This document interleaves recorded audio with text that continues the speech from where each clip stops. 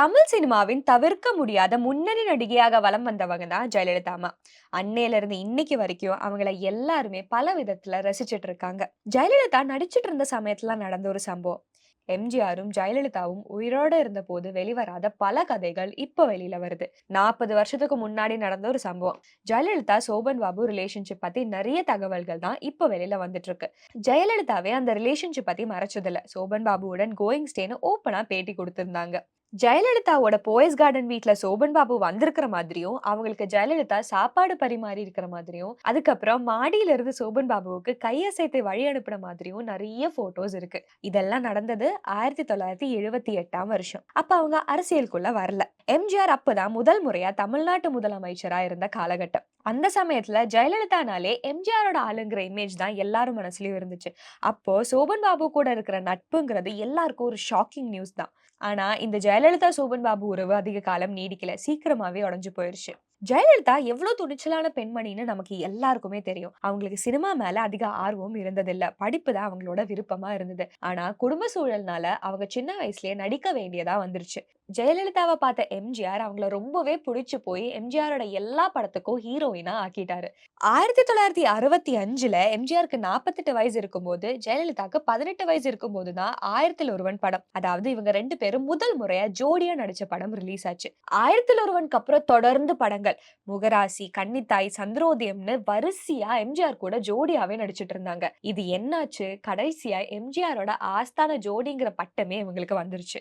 எம்ஜிஆரும் ஜெயலலிதா அம்மாவும் நிறைய படங்கள்ல நடிச்சதுனாலே ஒரு அழகான நட்பு இவங்க 2 பேருக்குள்ளயும் இருந்திருக்கு. இவ்ளோ அண்டர்ஸ்டாண்டிங் இருந்தாலும் அவங்களுக்குள்ள அப்பப்ப சண்டைகள் வரும். எம்ஜிஆரும் ஜெயலலிதாவும் தொடர்ந்து படங்கள் நடிச்சதுனாலே இவங்களுக்குள்ள ஒரு அழகான நட்பு உருவாகி இருக்கு. ஜெயலலிதா அம்மா எவ்வளவு ஸ்ட்ராங்கா ஒரு விஷயத்தை எதிர்த்து பேசுவாங்க நமக்கு எல்லாருக்குமே தெரியும் இல்லையா? எம்ஜிஆர் ஜெயலலிதாவை ஒரு சின்ன பேர் வச்சுதான் கூப்பிடுவாங்க. தன்னுடைய அம்மு அப்படிதான் எம்ஜிஆர் அழைப்பார். வேறு யார் கூடயும் ஜெயலலிதா நட்பாகிடக் கூடாது என்று குறிப்பாக இருப்பார். அதனால எப்பவுமே ஜெயலலிதாவை கண்காணிச்சுட்டே இருப்பார் எம்ஜிஆர். சசிகலாவை கூட ஜெயலலிதாவை கண்காணிக்கிறதுக்கு எம்ஜிஆர் அனுப்பின ஆளுன்னு சொல்லுவாங்க. இந்த மாதிரி எம்ஜிஆரோட கண்காணிப்புல இருக்கிறது ஜெயலலிதாவுக்கு கொஞ்சம் கூட விருப்பம் இல்லைன்னு ஜெயலலிதாவுக்கு நெருக்கமானவர் சொல்றாங்க. புத்திசாலியான, சுதந்திரமான, திறமையான பெண் என்ற எண்ணம் எப்பவுமே ஜெயலலிதாவுக்கு உண்டு. அது உண்மையும் கூட. அதனால எம்ஜிஆரோட கட்டுப்பாட்டுல இருக்கிறதுக்கு அவங்களுக்கு பிடிக்கவே இல்லை. எம்ஜிஆருக்கு எரிச்சல் தரணுங்கிறதுக்காகவே அந்த கட்டுப்பாட உடைப்பாங்க ஜெயலலிதா. ஜெயலலிதா கூட அந்த காலத்துல ஜெய்சங்கர், ரவிச்சந்திர போன்ற நடிகர்கள் கிசுகிசுக்கப்பட்டார்கள். இவங்கள சுத்தி பல கதைகள் இருக்கு. ஆனா இன்னைக்கு சோபன் பாபு தான் டாபிக்ல இருக்காரு. ஏன் எல்லாரும் தெலுங்கு இண்டஸ்ட்ரியில இருக்கிற சோபன் பாபுவை பத்தி பேசுறாங்கன்னு நினைப்பீங்க இல்லையா? அதுக்கு காரணம் குட்டி பத்மினி கொடுத்த இன்டர்வியூ தான். அதுல சோபன் பாபு மூலம் ஜெயலலிதாவுக்கு ஒரு குழந்தை உண்டாச்சு. ஆனா சோபன் பாபு கல்யாணம் பண்ணிக்க முடியாததால் அந்த குழந்தைய ஜெயலலிதா அபார்ஷன் பண்ணிட்டாங்கன்னு சொல்றாங்க. இது மட்டும் இல்லைங்க. நம்ம வாவ் தமிழாவுல ஜெயலலிதாவோட ஃப்ரெண்ட் காலச்சக்கர நரசிம்ஹன் சோபன் பாபு விஷயத்த பத்தி சொல்லும்போது அவங்க 2 பேரும் கல்யாணம் பண்ணிக்கிறதா இருந்தாங்க. கடைசி நேரத்துல சோபன் பாபு பின்வாங்கிட்டதா சொன்னாங்க. தெரிந்த நட்பு. அவங்க கல்யாணம் பண்ணிக்க விரும்பினாங்க. ஏற்பாடுகளும் நடந்தது. ஆனா அது கடைசியில அவர் பின்வாங்கிட்டாரு. அவங்க குடும்ப பிரஷர் காரணமாக. அத்தோட அது முடிக்கப்பட்டது. ஜெயலலிதாவோட அண்ணா பொண்ணு தீபாவும் வாவ் தமிழால கொடுத்த இன்டர்வியூல ஜெயலலிதாவுக்கு தனிமை ரொம்ப பிரச்சனையாவே இருந்துச்சு. தனக்கு கம்பானியன் இல்லைன்னு ரொம்பவே ஃபீல் பண்ணியிருக்காங்கன்னு சொன்னாங்க. சோபன் பாபுவை கல்யாணம் பண்ணிக்கணும்னு வர நினைச்சவங்க. அவர் மூலம் குழந்தை வரைக்கும் போனவங்க. இந்த லவ் ஸ்டோரி ஏன் பிரேக்கப் ஆச்சு? அது தெரிஞ்சுக்கிறதுக்கு முன்னாடி சோபன் பாபு யாருன்னு உங்க எல்லாருக்குமே தெரியணும் இல்லையா? தெலுங்குல சோபன் பாபு ஒரு பெரிய ஸ்டார். என்டிஆர், நாகேஸ்வர ராவோ மாதிரி இவரும் தெலுங்குல ஒரு முக்கியமான நடிகர். முதல்ல ஜெயலலிதாவும் சோபன் பாபுவும் 1966ல குதாச்சாரின்னு ஒரு படத்துல நடிச்சாங்க. அது மூலமா தான் அறிமுகமானாங்க.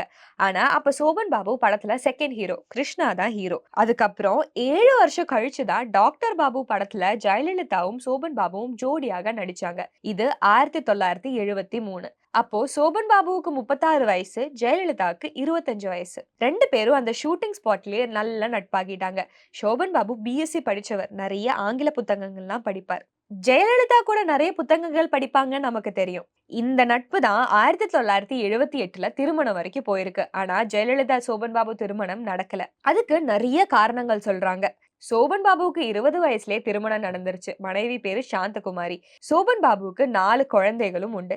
இது திருமணத்துக்கு ஒரு பெரிய தடையாக இருந்துச்சு. சோபன் பாபு முதல் மனைவிய டிவோர்ஸ் பண்ணணும்னு ஜெயலலிதா வற்புறுத்தியதாகவும், அதுக்கு சோபன் பாபு சம்மதிக்கவில்லை என்றும் நிறைய பேர் சொல்றாங்க. இந்த திருமண செய்தி அறிந்த எம்ஜிஆர் சோபன் பாபுவ மிரட்டினார்னு தகவல் இருக்கு. சோபன் பாபுவுக்கு சென்னையில அதிகமான சொத்துக்கள் இருக்கு. எம்ஜிஆரோட மிரட்டலுக்கு பயந்தே சோபன் பாபு ஒதுங்கி விட்டாங்கன்னு சொல்றாங்க. சோபன் பாபு முதல் மனைவிய கைவிட்டு தமிழ்நாட்டு நடிகையை கல்யாணம் பண்ணா தெலுங்கு இண்டஸ்ட்ரி மார்க்கெட் போயிடும்னு சோபன் பாபு பயந்துட்டாரு. அதனாலதான் இந்த கல்யாணத்துல இருந்து விலகினாங்கன்னு சொல்றாங்க. ஜெயலலிதா சோபன் பாபு பிரேக்கப் பத்தி இந்த மாதிரி நிறைய கதைகள் இருக்கு, நிறைய ரீசன் சொல்றாங்க. இதுல எதெல்லாம் உண்மைன்னு அவங்க 2 பேருக்கும் தான் தெரியும். அத சொல்றதுக்கு அவங்க 2 பேரும் இப்ப இல்ல.